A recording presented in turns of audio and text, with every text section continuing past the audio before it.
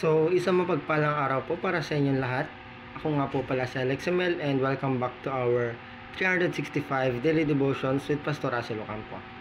For today po ay ikalimang araw na nga po pala natin para po sa ating serye na The Emmanuel, God with Us.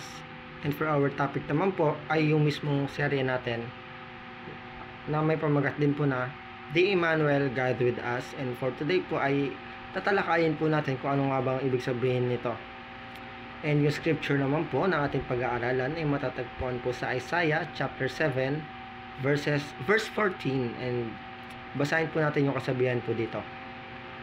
Therefore the Lord himself will give you a sign. The virgin will conceive and give birth to a son and will call him Emmanuel. And for the Tagalog version naman po, dahil dito si Yahweh mismo ang magbibigay sa inyo ng palatandaan.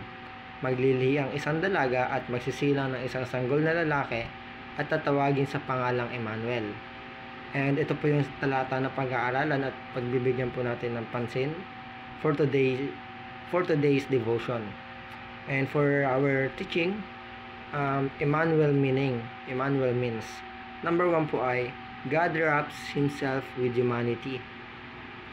Ang Diyos daw po ay nagkatawang tao sa pamamagitan po ni Jesus na ipinanganak bilang isang tao upang maabot tayo at maunawaan ang ating mga paghihirap at magbigay po ng kaligtasan sa atin.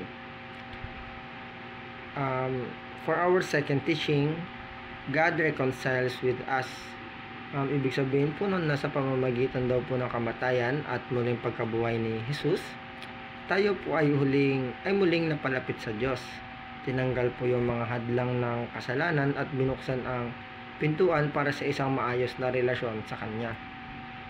So dahil po sa ginawa ni Jesus na pagsacrifice po ng Kanyang sarili at tinubos po niya ang kasalanan ng mga tao, dahil po sa gawa po ni Jesus na yon, tayo po ay muling napalapit sa ating Diyos at tayo po ay nagmukhang malinis ulit dahil sa ginawa po ni Jesus mismo doon po sa Diyos ng Kalbaryo. And for our third teaching, God is present with us. Ang Diyos daw po ay hindi malayo.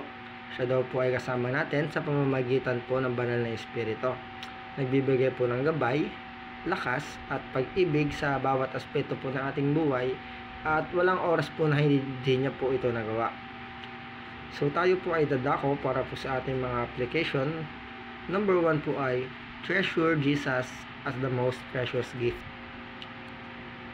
Dito naman po sinasabi na kilalanin daw po natin si Jesus bilang pinakadakilang regalo ng Diyos, higit pa sa anumang material na bagay.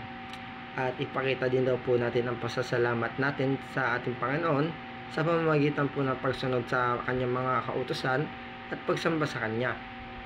And for our second application, put your faith in Christ's works of reconciliation. Ibig sabihin po na manalig daw po sa gawa ni Kristo para po sa ating kaligtasan at tanggapin ang Kanyang tawag na makipagkasundo sa Diyos sa pamamagitan po ng pananampalataya. And for our last naman po, fellowship with the Father and His Son through the Spirit. Lumapit daw po tayo sa Diyos sa araw-araw na sa panalangin at pagsamba, at palalimin daw po natin ang ating relasyon sa Kanya sa pamamagitan po ng banal na Espiritu. Dito po nagtatapos ang ating devotion for today, and salamat po sa pakikinig.